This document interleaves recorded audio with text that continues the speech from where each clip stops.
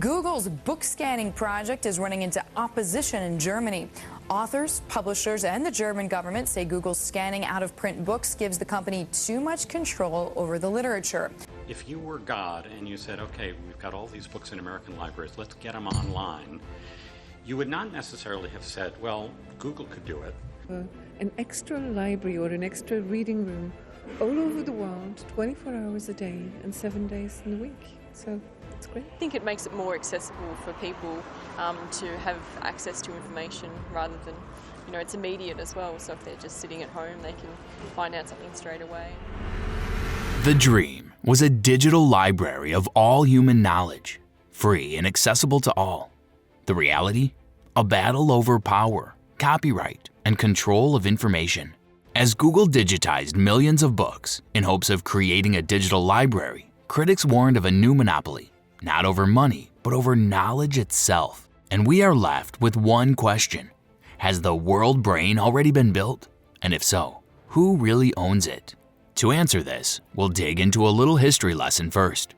It all began with a British writer, historian, and futurist, Herbert George Wells, who is known for his unconventional science fiction ideas about time travel, the possibility of invisibility, and intergalactic struggles. In 1938, Wells shifted his focus towards a different kind of future and published a collection of essays called World Brain. The essays outlined his vision of a universal encyclopedia, a massive, organized system of knowledge accessible to everyone. He believed that building a global knowledge system could provide a means to unify humanity through information. Ignorance leads to war. Hence, he argued that such a system could prevent misunderstandings and create a rational, more peaceful world. In his essays, he also mentioned the importance of reproducibility. He wanted to make millions of identical copies of the encyclopedia, without even the slightest variation, and distribute them worldwide so that everyone could learn the same thing. But there's a thing about knowledge. It is never static. The world is constantly evolving, changing, and becoming better. New discoveries reshape what we know. And in all that learning and growing, who would have the time to update the information in each copy with every passing minute? This was all decades before the internet, so this idea was not turned into a real-time project at that time. But there were libraries, the silent sanctuaries where the past, present, and future all exist at once. They are not just halls lined with bookshelves, but each has a world of its own. Some of the most meaningful connections are made there, either with books or with people. And that is why when people say, "Aren't libraries obsolete?" we say it's absurd. How can they be? Knowledge is power, and power shouldn't be centralized. It should be disseminated, and libraries serve the purpose all too well. However, at that time, even the shared knowledge existed only within the walls of libraries. It was not accessible to all. And while libraries safeguard wisdom, they're not imperishable. Librarians may carefully maintain the books, but they can't stop an earthquake, a tsunami, or a certain emperor who sees destruction as a display of power. Hence, the fragility of physical books made preservation a constant challenge. A giant, eternal library that had every book in the world was a dream for many. And when Mr. Well put that vision into words, it sparked new conversations about making it a reality. And in light of keeping books preserved, in the 1970s, Project Gutenberg came into being. It was the very first digital library, made by Michael Hart, who manually typed out the entire Declaration of Independence, making it freely accessible to everyone. What started as a small effort soon grew into a global project. Thousands of volunteers from all over the world contributed to the venture. Hart also introduced the revolutionary idea of downloading the entire library that he had created. It was the first major step towards the digital preservation of knowledge, paving the way for the future. Then came Raymond Kurzweil, who did a project to teach computers how to recognize patterns in music. Recognizing printed letters was a classical unsolved problem at that time, so 17-year-old Raymond decided to solve it. In 1975, he created the first omni-font optical character recognition system, Later, in 1978, a commercial version of the scanning system was developed, and suddenly books were no longer confined to paper. We could scan, digitize, and preserve them like never before. In the late 90s, pioneers began to combine scanners, books, and the internet to create giant digital libraries. To make all the published works accessible to all, the Internet Archive was created in 1996. Meanwhile, in 1991, the internet was made accessible to the public. And to no one's surprise, the early days of it were chaos. Searching for information was a slow and messy process. Websites were available, but finding useful content meant scrolling through long lists of links or manually checking different directories. Data was being added to the web every day, but there was no smart way to organize the massive amount of data. That is when Google entered the picture and soon became the most efficient search engine. It made the use of the internet easy, but it didn't just stop at organizing the web. The company had a much bigger vision, and it was to make the world a better place by all means necessary. It is like an NGO that helps people but also happens to make a large sum of money for itself as well. When Google rose as a company, people started calling it the Neverland because of its unconventional infrastructure. It hired engineers, good engineers, but they were not made to work in small square cabins. Rather, a more relaxed, collaborative space was built to share ideas, work on projects, and make better innovations. And that shift of paradigm was frowned upon by many. Some dreamt of working there, while some considered it an absolute horror to work at a place where you have to sit on colorful giant balloons to work. Anyway, working its way through breaking stereotypes, Google started introducing new projects, one of which was Google Books, the modernized version of H.G. Wells' World Brain. The Internet Archive was also hoping to create something similar and was completely transparent about their idea with Google. However, by that time, Google had already set off on its own voyage of the digital intellectual world. It started as a secret project, and in Google's headquarters it was called Project Ocean. You know, like the ocean of knowledge? To bring their idea to life, Google partnered with some of the world's most famous libraries, including the Library of Harvard University, Oxford University, the New York Public University, and the National Library of the Netherlands. All these libraries hold on to immense knowledge in the form of books. Harvard alone has 17 million volumes of books. By this only, you can imagine the scale of the project Google was aiming to start. When the directors of the libraries heard of this idea, they gave mixed reactions. Some believed that it was a revolutionary idea, while others thought it was bogus and no such thing could be done at such a large scale. It all became real when Google actually started scanning the books. They built special machines that could scan books at an incredible speed, capturing thousands of pages per hour. These scanners could even turn fragile old pages without damaging them. However, initially, Google was being awfully secretive about the project. The involved parties were not allowed to talk about it. The costs of scanning books were not shared, and even the location of the scanning units was not disclosed. Then, in the fall of 2004, Google Books was launched. Within just a few years, Google had scanned over 25 million books and created a digital archive unlike anything before. It was not just a collection of free books. A powerful search engine for knowledge had been created. Anyone could type in a phrase and instantly find books that contained it. Even books that were long out of print or hidden in the basements of libraries were now searchable. It seemed like a step toward a future where no book was ever lost or forgotten. People were amazed by this technology at first. It was a dream come true, until it wasn't. The thing is that people at Google have radical, unconventional ideas. And in the pursuit of it, they often move forward with decisions and plans before fully considering the consequences. They go on with a project and then wait for the after effects to roll in. For example, Google's Street View project faced major privacy concerns when it was launched. People raised issues about unintended captures, such as individuals outside private locations like strip clubs, abortion clinics, and domestic violence centers. All the images were publicly accessible, and many saw this as an invasion of privacy. After the backlash, Google introduced blurred faces and license plates and allowed users to request image removals. However, by the time these measures were implemented, people had already lost interest. With Google Books, the consequences turned somewhat into a class action lawsuit. Once the excitement of the new concept faded, people began to ask one important question: did Google have the right to do this? The answer is no. Not all books that Google scanned were old and forgotten. Harvard had only allowed the scanning of the books in the public domain, but some other libraries permitted the scanning of all their books. Almost 6 million of the books were sold under copyright, meaning they legally belonged to their authors and publishers.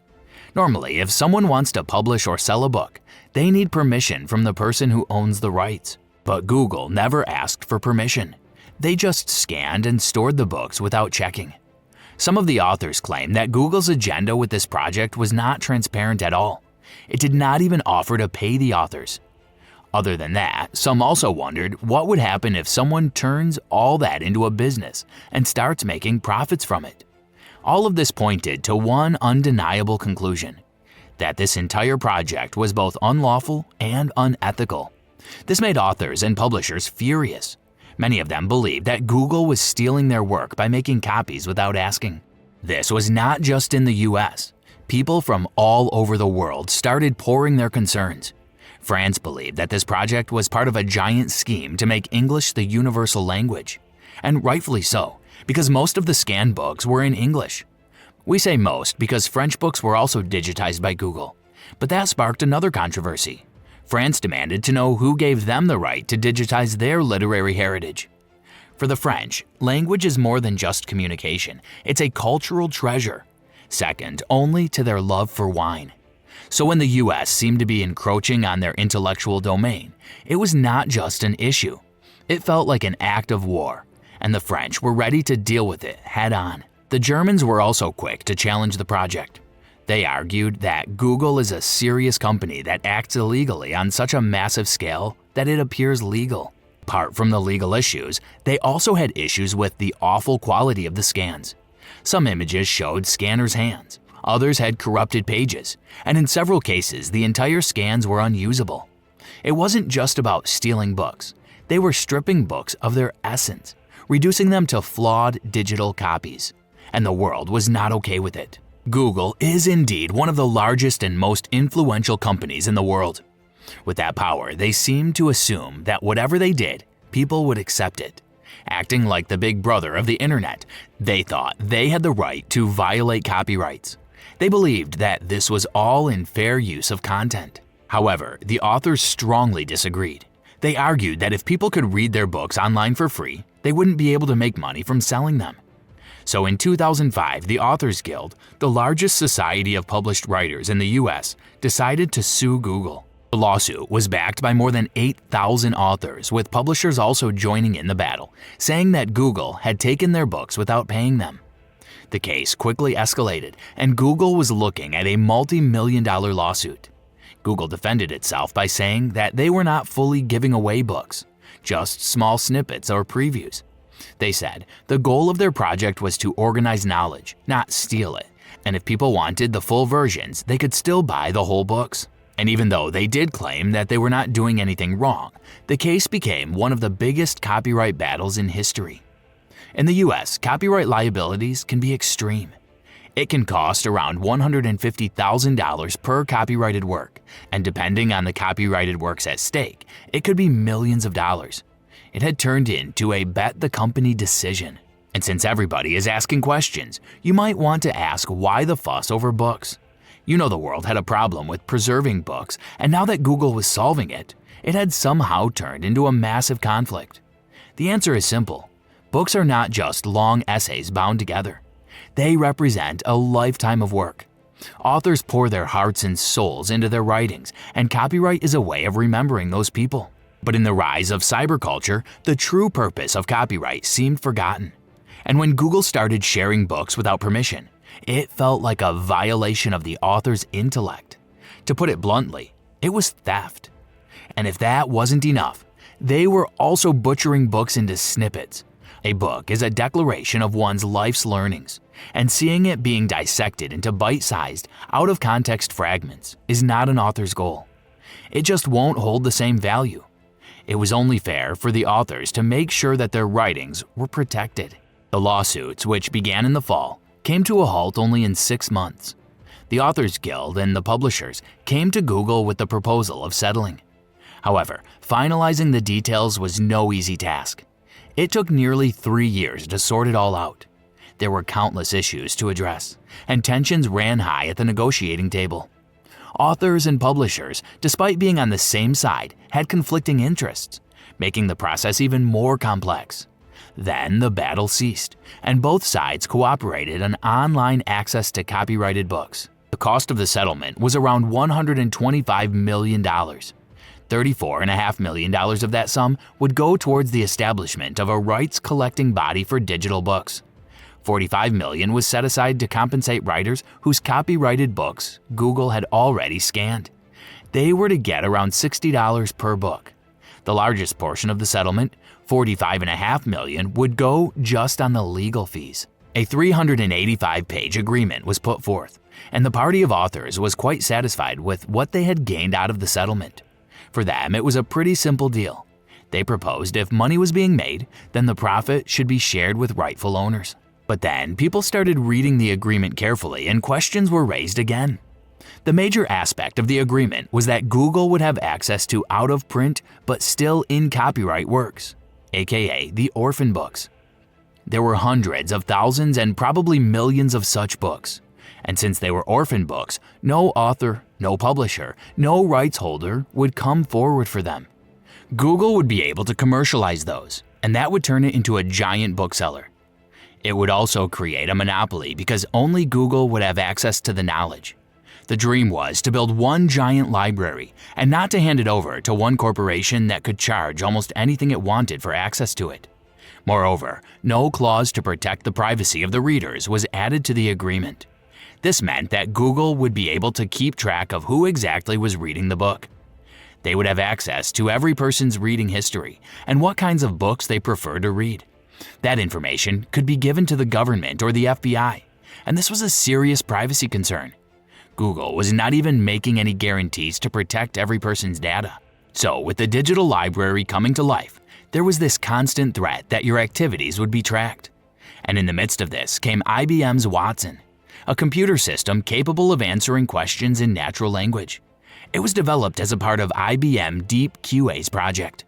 Watson was trained on a database of languages, and it could outsmart humans. In fact, Watson appeared in a game of Jeopardy and defeated 2 of its former champions. This marked the beginning of an advent of artificial intelligence, and that is when people started connecting the dots. Kevin Kelly once recounted a conversation with Larry Page, one of the co-founders of Google, in which he asked why they felt the need to create a new search engine. Page's response was surprising. "Oh, it's not to make a search engine, it's to make an AI." People started speculating the purpose of scanning books was bigger than just the creation of a digital library. It was to create large databases that could help train AI systems, and that would eventually take over the world. Initially, the Google Books negotiations were made by a few authors and publishers claiming to represent the community. But not every author or publisher was in the room. They had 6 months to be notified about the settlement and opt out if they had any concerns. And they did have concerns, so the parties were brought back to the settlement room. Under American law, the Google Books settlement had to be reviewed in an American court. Authors, publishers, and their representatives, who were against it, had the right to object. A judge had to consider their arguments and then decide which side was right. When authors from all over the world came to know about the issue and the negotiations, they also united in the lawsuit. The French, German, Chinese, and Japanese authors again came up with their concerns. Nicolas Sarkozy, a French former president, said, "We will not allow our cultural heritage to be taken away by a large corporation, no matter how nice they may be, important they may be, or American they may be." Japan faced a significant issue with Google Books' snippet sharing features. Most Japanese books are written in a vertical format, but Google displayed snippets in horizontal sections, making them practically unreadable. As a result, the snippets were useless. In the autumn of 2009, an American court began fairness hearings to consider whether it should approve the Google Books settlement or not. 500 objections were made, and finally, in 2011, a U.S. judge rejected the settlement, saying it gave Google too much power over books, knowledge, and copyright laws. The case proceeded to trial, with the Authors Guild seeking $2 billion in damages. However, after a lengthy legal battle, in 2015 the court ultimately ruled in Google's favor, agreeing that Google's action constituted fair use. This victory not only allowed Google to continue its book scanning project, but also set an important example of how fair use is understood in the digital age. Was the decision fair? What are your thoughts about it? Tell us in the comments below. For more such videos, subscribe to our channel and don't forget to like and share.